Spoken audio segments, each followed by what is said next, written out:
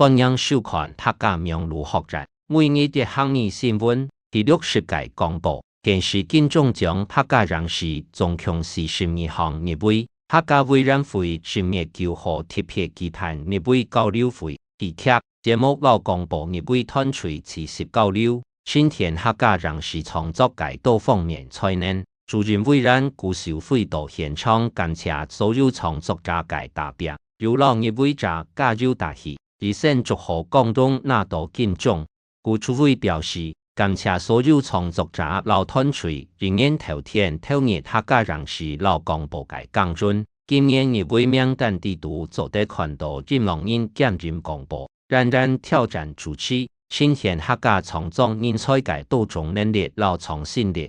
客委會表示，辦多年來透過戲劇、實踐、日常老公布多種方式推廣。繼續用動態智慧老國際合作，打開客家文化界新日後，未來為啥能老創作者強下開拓發展內容，本漢下多觀眾肯落客家戲。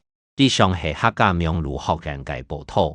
接下來為教大家今本日界每日嘅客語就係創作客家創作人才見來見多，客家創作人才見來見多，你學會嗎？下禮拜再來聊。